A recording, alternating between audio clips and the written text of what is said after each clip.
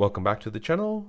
In this video, I want to show you how to see what other locations or devices you are logged into on Facebook. This is great in situations where you suspect someone has logged into your account. You can check this feature to see where you have logged in from and take the extra step to change your password. So on your phone, open up your Facebook app. Now tap on the menu button at the bottom right. Scroll down and tap on Settings and Privacy. Then tap on Settings. Now on this screen, tap on Password and Security.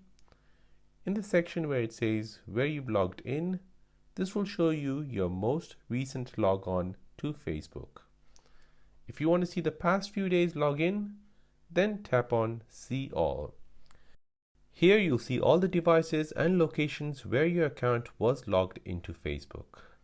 If you notice any unusual activity, tap on it, and here you can take extra steps to secure your account. You can secure your account by changing your password, or you can press log out so the account logs out of that device.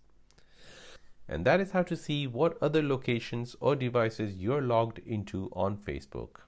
Before you go, don't forget to like this video and please consider subscribing if you found this video helpful. As always, thanks for watching and see you in the next one.